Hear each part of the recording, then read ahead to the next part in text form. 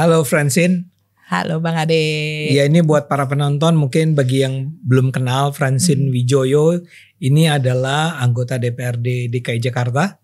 Masih DKI kan namanya? Masih DKI. DKI Jakarta dari fraksi Partai Solidaritas Indonesia. Betul sekali. Francine, saya undang Anda ke sini karena Anda sebagai wakil rakyat, katanya baru-baru ini itu mempersoalkan atau mempertanyakan lah ya kenaikan harga air bersih di DKI Jakarta ya. Bisa Anda jelasin nggak? Karena kayaknya sih menarik nih latar belakangnya. Jadi isunya adalah PAM Jaya sebagai perusahaan penyedia air minum di Jakarta ini itu akan menaikkan tarifnya di bulan Januari 2025 ini yang akan masuk di tagihan Maret ya nanti, Maret 2025. Kenaikan tarif air minum berdasarkan keputusan Gubernur Jakarta nomor 730 tahun 2024. Namun ini keputusan tahun lalu ya? Ya, keputusan tahun lalu. Namun yang patut dipertanyakan adalah ada dua hal. Pertama, apakah PAM Jaya sampai saat ini sudah menyediakan air minum untuk seluruh warga Jakarta? Yang kedua, dari sisi aturan, definisi yang ada di aturan baik itu dari UU Sumber Daya Air, kemudian peraturan pemerintah, peraturan gubernur termasuk terkait dengan penugasannya PAM Jaya, dan juga sampai dengan turunannya di keputusan gubernur, sebenarnya itu sudah jelas diatur di situ bahwa yang namanya air minum itu definisinya adalah air yang baik diolah maupun tanpa diolah yang memenuhi syarat kesehatan dan dapat langsung diminum. Oke. Itu. Kemudian secara penugasan dan tanggung jawab ya dari PAM Jaya ini berdasarkan peraturan gubernur sebenarnya tugasnya adalah menyediakan 100% air minum untuk warga Jakarta di tahun 2030 maksimal. Ya, ini kan menarik ya. Anda menyebut air minum itu sebagai air yang bisa langsung diminum. Ya. Ya. Dan sekarang menurut Anda DKI bilang bahwa bulan Januari ini, yaitu bulan Maret nanti air minum itu akan naik. Betul. Kira-kira gitu kan? Ya. Sementara Anda bilang tadi, benarkah atau sudahkah disediakan air minum terhadap penduduk Jakarta? Nah, kalau dari websitenya PAM Jaya maupun dari informasi yang kami peroleh dari PAM Jaya sampai saat ini cakupan layanan air bersih di Jakarta. Ini harus dibedakan ya? Iya, air betul. bersih satu, air minum yang lain. Ya, betul. Ya, yang sedang akan naik harganya adalah air minum. Harusnya iya, secara aturan PAM Jaya ini kan tidak bisa menerapkan tarif sendiri. Tarifnya ini PAM Jaya ini hanya bisa ditetapkan melalui keputusan gubernur. Sehingga kalau mengacu pada keputusan gubernur, PAM Jaya hanya bisa menerapkan tarif air minum. Nah, PAM Jaya ini kan alasannya adalah selama 17 tahun terakhir ini tarifnya tidak pernah naik. Nah, tarif air minum? Betul, tarif air minum ini tidak pernah naik. Nah, kemudian kan juga saya pertanyakan, kalaupun misalnya mau naik pun, kan PAM Jaya ini juga belum punya dasar untuk menaikkan tarifnya. Karena tadi harus berdasarkan keputusan gubernur. Di mana keputusan gubernurnya itu kan tidak terlepas dari aturan-aturan yang ada di atasnya. Yaitu tarif air minum. Secara yang spesifik. Dikeluarkan oleh? Keputusan gubernur tapi kan mengacu pada UU SDA dan peraturan-peraturan turunannya. Tuh. Dan secara spesifik juga di dalam aturan itu disebutkan bahwa yang namanya pelanggan itu adalah pelanggan air minum dari BUMD yang menyediakan, yaitu dalam hal ini PAM Jaya. Jadi tarif yang wajib dibayar itu adalah tarif air minum, bukan tarif air bersih. Oke, sekarang ini pertanyaannya begini. Anda menyebut selama 17 tahun terakhir, ya, kan yang disediakan adalah air apa? Sampai saat ini itu baru air bersih. Memang air ada bersih. beberapa tempat yang diklaim sudah tersedia bisa sampai dengan air minum, tapi kami belum coba ya. Beberapa tempat tuh kira-kira 50%, 40%. Sampai terakhir saya coba tanya ke PAM Jaya belum bisa keluar angka persentasenya berapa. Jadi sampai saat ini itu cakupannya. Jadi PAM Jaya tidak bisa menjawab pertanyaan Anda berapa persen dan di mana air minum itu. Kalau di mananya sih, kalau dari Instagramnya sudah ada beberapa lokasi yang disebutkan. Misalnya tapi ketika kayaknya ada beberapa di daerah Jakarta Barat. Cuman kalau dari cakupan layanan yang sudah tersedia dari Pamjaya saat ini kan sekitar 60-70%. Terakhir mereka info kalau sudah 69% dari seluruh wilayah Jakarta itu sudah tersambung dengan pipa dari Pamjaya. Ya kan? Kemudian saya tanyakan, dari angka sekian itu berapa persen yang sudah 100% air minum? Itu belum bisa dijawab. Sehingga dengan demikian saya bilang, kalau begitu justru semakin tidak berdasar untuk Pamjaya untuk menaikkan tarifnya, karena dia tidak bisa membedakan mana daerah yang sudah mendapatkan layanan air minum, ya tentu dia wajar dong kalau dikenakan tarif air minum. Tapi masih sebagian besar warga Jakarta ini belum mendapatkan layanan air minum. Oke, saya ulang nih ya pertanyaannya ya. Sebagian besar, kalau tidak bisa dikatakan hampir semua, warga Jakarta sebetulnya belum memperoleh air minum. Betul. Ya. Sementara dalam 17 tahun terakhir harga air yang dibayar adalah tarif air minum. Jadi selama ini sebetulnya mereka seharusnya kan tidak membayar air minum dong. Dia hanya membayar air bersih. Secara aturan iya. Seharusnya iya. Secara aturan. Anda tahu nggak, pernah nggak ini dipersoalkan? Saya baru mempersoalkan ini ya karena tadi ada isu kenaikan tarif, sehingga kan saya juga mulai mempelajari ya gitu, apa sih dasarnya untuk menaikkan tarif tersebut. Nah makanya saya menemukan bahwa ternyata selama ini dari sisi aturan itu memang semuanya harusnya tarif air minum. Dan yang perlu menjadi catatan besar adalah dari segi layanan. Pamjaya sampai saat ini sebagian besar baru layanan air bersih, tapi itu pun juga belum tentu bersih, Bang Ade. Jadi kalau ketika saya turun ini yang bersih ya? Iya. Yang bersih, bukan yang minum ya? Belum sampai taraf air minum nih. Di kategori layanan air bersih pun itu ketika saya turun ketemu warga, saya banyak sekali mendapatkan aduan. Airnya bau, tidak jernih, ya kecoklatan, keruh, bau. Kemudian nyalanya kembang kempis. Jadi bahkan ada yang warga yang mengadukan airnya itu hanya nyala di hari Sabtu dan Minggu.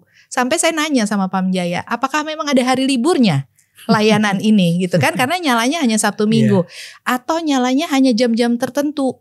Misalnya hanya ada yang sebagian nyalanya di malam hari, ada sebagian yang nyalanya hanya di pagi hari, seperti itu. Jadi ini kan jawabannya apa? Dari sisi layanan ya dalam proses perbaikan tentu jawabannya begitu. Kemudian yang paling parahnya lagi adalah tingkat kebocoran air. Dari 2017 sampai dengan saat ini, tingkat kebocoran air Pamjaya itu atau yang istilahnya adalah non-revenue water ya, karena tidak menghasilkan ya, itu selalu di atas 42%. Bahkan kalau di rata-rata itu sebenarnya 45%. 45% itu bocor? Iya, betul sekali. Itu kan angka yang luar biasa besarnya ya gitu. Hampir 50% loh itu. Betul sekali. Jadi ketika saya tanyakan daripada urgensinya menaikkan tarif, nah sementara Pamjaya juga masih untung. Bahkan dari 2017 sampai sekarang itu selalu untung. Di 2023 keuntungannya bahkan 1,2 triliun. Wow. Di 2004 untuk pertama kalinya sejak 2017. 2024. Ya. Sejak 2017 untuk pertama kalinya Pamjaya memberikan dividen sebesar 62,3 miliar kepada pemegang sahamnya. Tadi yang 1 triliun apanya? Labanya. Laba bersih. Dividennya 63 dikasih ke Pemda. 62,3 di 2024 dibagikan ke pemegang saham yang dalam hal ini adalah 100% pemegang sahamnya Pemprov Jakarta. Itu karena minta atau dikasih gitu aja ya? Saya nggak tahu historinya seperti apa. Nah, tapi sudah dibagikan itu. Sehingga kan menjadi pertanyaan saya, kalau bisa membagikan dividen, berarti kan untungnya cukup berlebih. Sementara prioritasnya Pamjaya kalau sesuai dengan penugasan bahwa 2030 dia harus menyediakan 100% air minum untuk seluruh warga Jakarta. Bukan lagi air bersih nih ya? Bukan. Harusnya adalah prioritasnya adalah dividen tersebut bisa ditahan untuk investasi perpipaan supaya segera mencapai 100%. Gitu. Oke, bahkan bisa juga pertama-tama dipakai sebagian dari yang 63 atau 1 triliun itu untuk menjaga jangan sampai ada kebocoran. Bisa. Kan satu ya? Iya, betul. Karena itu salah satu yang juga kami pertanyakan. Ya bayangkan 45%. Ya itu pertama. Kedua, atau kalaupun itu sudah dilakukan, itu juga bisa dilakukan untuk menjaga agar tahun 2030 Ya. Itu benar-benar 100%. 100% dari masyarakat Jakarta memperoleh air bersih, air minum. Air minum. Air Ya. minum. Padahal sekarang ini 2024 nih, Francine. Yang air bersih aja tadi belum 100%. Belum. Baru berapa tadi? 70. Hampir 70 lah. Hampir 70. Dalam bayangan Pemda nih ya atau PAM agar bisa 100% air bersih kapan? Harusnya nggak bisa membayangkan lagi karena di aturannya kan sudah jelas penugasan itu 2030 itu harus 100% air minum. Enggak, ini air bersih dulu. Air bersih justru ya harusnya sekarang udah tersedia lah ya gitu kan, targetnya 2030 air minum. Makanya kan harusnya udah berproses ya kan. Bahkan sementara mungkin tinggal 5 tahun kan, yang ini air udah 2025. minum itu bahkan angkanya aja dia nggak tahu berapa. Belum bisa menyebutkan berapa persen ya, secara sementara persis. 2030 harus 100%. Betul sekali. It doesn't make sense. Ya ada banyak banyak yang kami pertanyakan lah. Tadi misalnya kalau misalnya kan yang selama ini kami sampaikan adalah kami minta tolong ditunda dulu lah kenaikan tarif di 2025 gitu. Dengan berbagai pertimbangan tadi karena tidak pernah rugi. Sorry, ya kan? Ini kenaikannya besar gak sih? Serius gak sih? Kenaikannya sih lumayan mungkin ya, kisarannya tuh ada kalau dari hitung-hitungan bisa sekitar 10 bahkan ada yang bisa sampai 40%. Wow. Gitu kalau dari perbandingan ya. Gitu mungkin sekitar segitulah. Tapi kan pertanyaannya seberapa urgent sih harus naikin tarif? Kalau selama ini merugi mungkin iya ada urgensi untuk. Nah ini untung bahkan bisa bagi dividen ya kan. Kemudian kenapa tidak menekan tingkat kebocoran air dulu? Kan ini kan berarti harus melakukan efisiensi kan gitu. Lalu di satu sisi juga kan pasti dipertanyakan seberapa efisiensi pengelolaannya Pamjaya kalau dia dari 2017 sampai sekarang tingkat kebocorannya itu gak turun-turun. Padahal menurut Pamjaya 20% dari sekitar 46% tingkat kebocoran air itu disebabkan oleh pelanggan-pelanggan yang bandel nih. Dalam artian mereka adalah kategori rumah tangga, tapi ternyata pemakaian airnya digunakan untuk keperluan komersil. Nah, itu beda ya? Beda. Oke. Gitu. Nah, tapi kan berarti dia punya datanya. Kan sudah tahu nih bahwa ternyata 20% dari ini. Kenapa tidak ditertibkan aja yang 20% tersebut? 20% itu kalau ditertibkan kan lumayan bisa menurunkan NRW hampir 10%. Misalnya itu. Kalaupun NRW itu apa? Non revenue water. Tingkat kebocoran air tadi.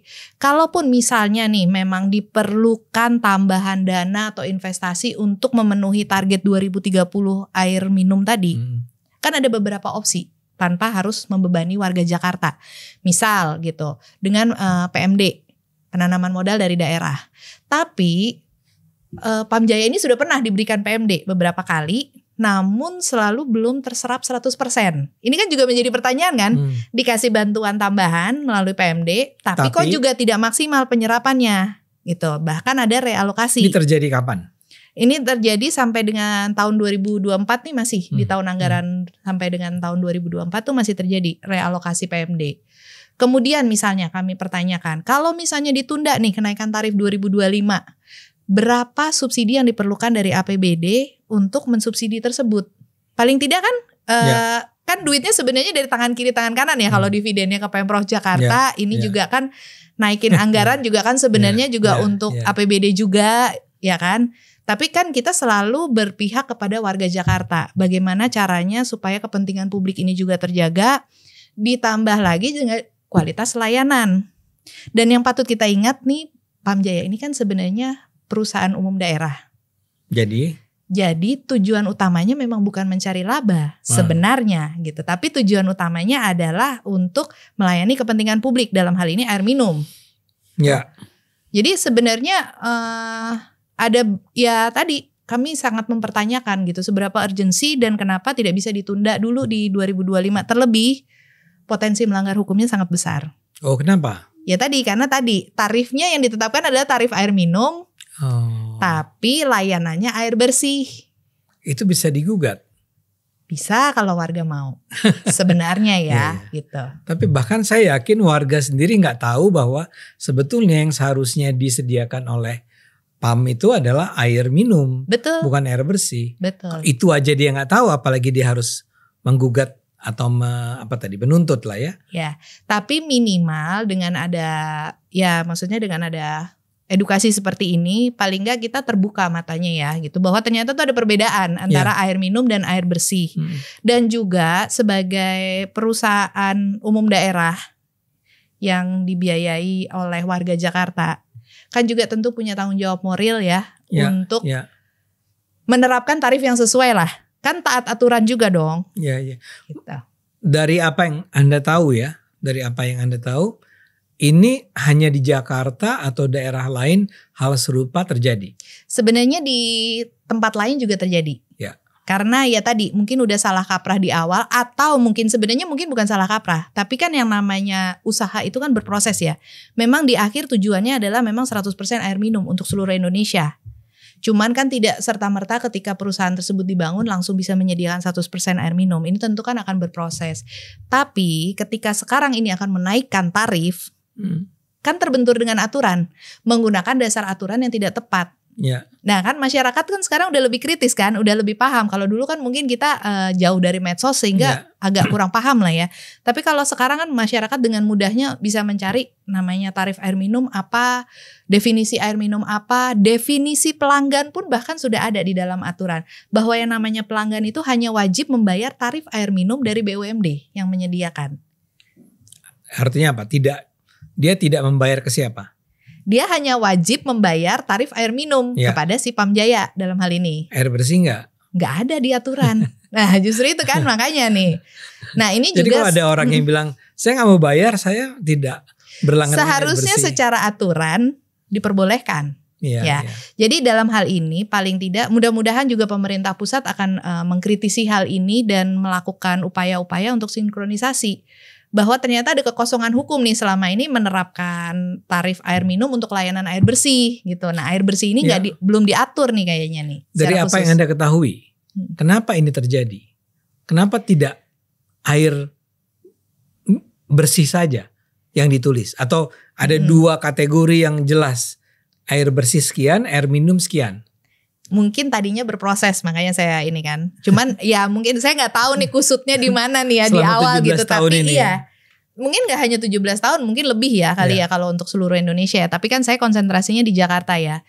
Cuman maksud saya kemarin adalah ketika saya juga pertanyakan ke Pamjaya, selama ini 17 tahun tarifnya tidak pernah naik. Orang juga nggak akan sadar. Saya pun juga karena baru menjadi anggota DPRD, ketika ada kenaikan tarif otomatis saya cari tahu dong. Nah disitulah saya ketika membaca, saya baru menemukan loh selama ini kok saya nggak menemukan adanya namanya tarif air bersih, yang ada hanya tarif air minum, dan itu definisinya sudah jelas, sudah terkunci lah ibaratnya gitu kan. Tapi dan selama ini Anda tuh orang Jakarta loh. Saya kebetulan sekarang warga Depok. Oh Depok ya. Iya. Tapi sempat gitu. Jakarta. Sempat di Jakarta. Dan tapi itu pun nggak sadar ya? Nggak, karena bukan pelanggan aktif Pamjaya. Ya kan? Oh ini sendiri.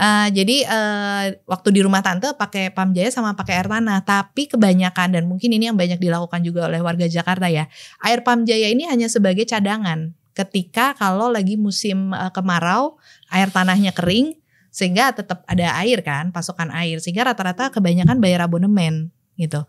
Abonemen saja. Ya abonemen saja. Cuman masalahnya ketika saya terpilih menjadi wakil rakyat Jakarta nih, wakil warga Jakarta, saya justru mendapatkan keluhan yang terbalik. Kami ini selama ini nggak dapat airnya, tapi harus bayar abonemennya. Nah itu ini kan justru miris banget. Siapa itu? Ya warga Jakarta tadi, karena tadi layanan air bersih pun aja tuh kembang kempis masih. Kalaupun nyala airnya kecil atau bau gitu. Tapi dan harus bayar. Nah, tapi harus tetap bayar abonemen, ya kan? Anda tuh optimis gak sih ini? Sebetulnya kan orang, ya kita bicara luar negeri misalnya kan, hampir semua orang kan pakai perusahaan air minum kan? Ya. Anda optimis gak bahwa di Indonesia ini atau di Jakarta atau daerah lain, itu akhirnya warga akan menggunakan air dari perusahaan air minum daripada air tanah? Dari sisi aturan mungkin akan diwajibkan semuanya, karena tadi begitu. memang dampaknya akan baik. Dalam arti kalau misalnya seluruh warga masih tetap menggunakan air tanah, memang akan berdampak pada lingkungan. Misalnya tadi penurunan ketinggian tanah kan ya, ketinggian permukaan tanah. Tapi saya optimis sekali bahwa ini bisa terlaksana. Kenapa? Karena di IKN itu sudah 100% air minum. Oke. Tapi itu saya baru dapat infonya gitu. Dan mungkin ini, menunggu waktu juga untuk bisa nyicip langsung ya ke sana ini ya. Pasti gitu. yang Tapi kasih informasi infonya. ini ke Anda orang yang diuntungkan oleh IKN. Yang beruntung bisa ke sana gitu. Bisa saya dapat ceritanya. Jadi bukan tinggal di sana ya? Belum. Oke. Ini orang yang lagi terpesona dengan IKN. Oh iya. Nggak, tapi kembali ke tadi. Kalau di IKN saja bisa, mestinya di semua daerah juga bisa dong. Betul. Cuman kan mungkin IKN akan lebih mudah karena itu kan membangun sebuah area baru. Iya kan? Dari awal ya. Dari awal akan jauh lebih mudah memang. Itu kita pahami. Tapi kan kalau Jakarta dengan kepadatan penduduk dengan berbagai tipe mungkin tidak mudah. Memang tidak mudah tapi bisa. Bisa ya, Anda percaya bisa. Kalau anggota DPR kayak Anda. Amin. Nah, saya mau tanya sekarang. Perjuangan ini nih.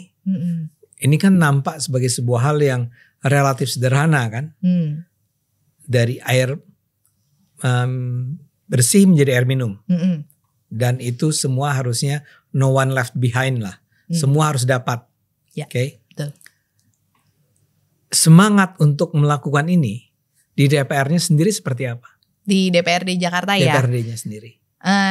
Memang pemicunya yang mengutarakan isu ini pertama kalinya memang saya dari fraksi PSI dan masih sedang kami perjuangkan. Mudah-mudahan ini akan menjadi atensi lebih luas. Kemarin di bulan Desember juga kami dari fraksi PSI Jakarta itu mengadakan diskusi publik dengan judul Mengapa Jakarta Belum Punya Air Minum.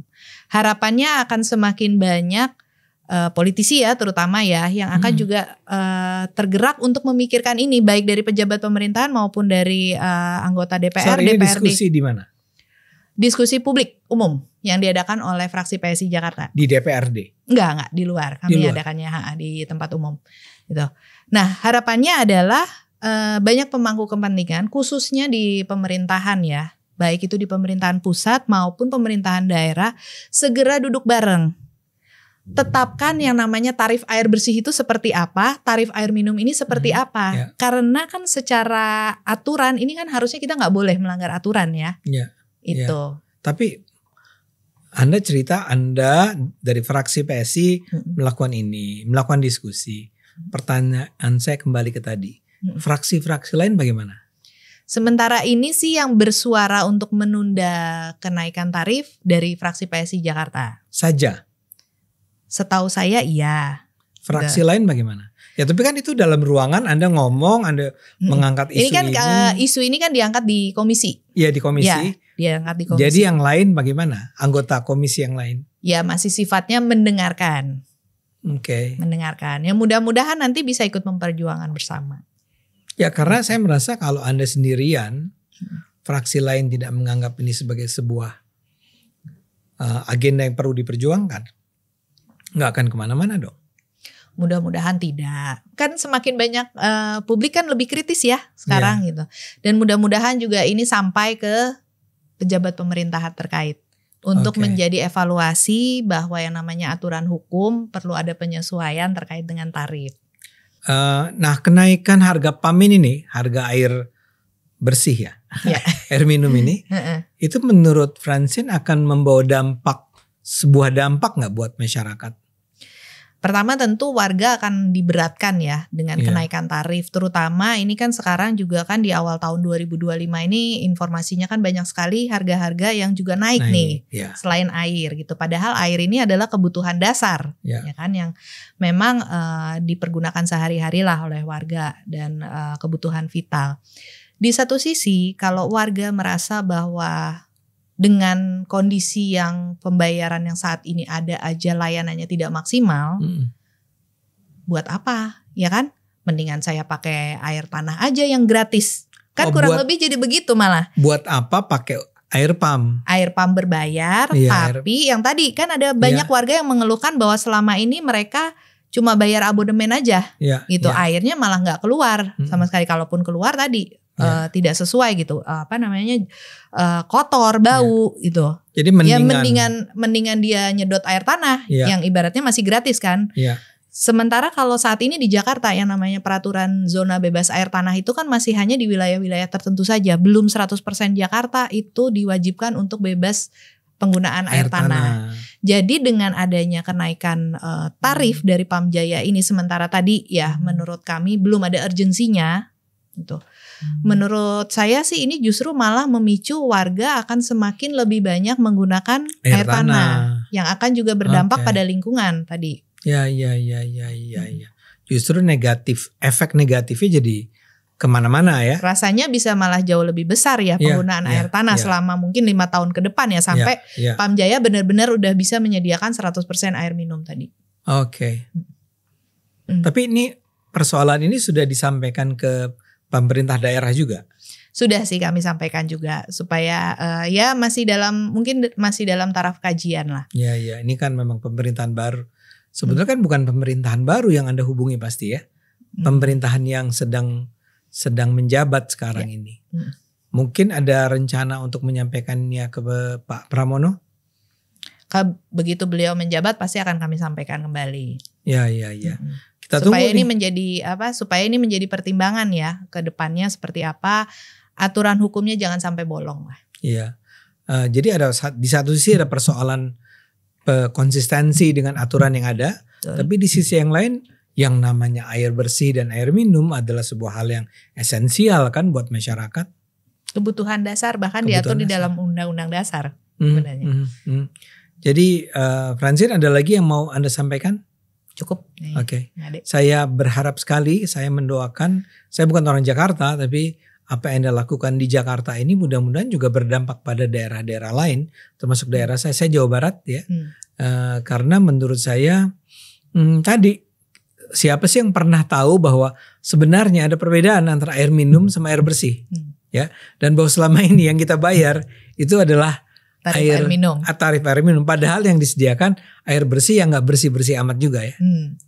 Mudah-mudahan nanti suatu hari kita bisa kayak Singapura misalnya ya kan, gitu. Begitu kita buka air keran di dapur, mau minum bisa, mau cuci piring bisa, ya kan, mau cuci tangan pun juga bisa, semuanya menggunakan layanan air minum tadi ya. Ya, saya ingat sebuah cerita ada turis asing yang datang ke Indonesia dan mungkin dia terlalu optimistis sama Indonesia, dia minum air dari keran wastafel itu dan sakit perut. Dan kita sebagai orang Indonesia cuma bilang, ya nggak nanya dulu sih. Oke. Terima kasih Francine. Terima kasih banyak. Saya turut dukung apa yang Anda perjuangkan. Semoga sukses. Amin. Penonton kita dukung sama-sama ya Francine. Kita harapkan para wakil rakyat kita akan berjuang seperti apa yang Francine lakukan. Thank you. Terima kasih.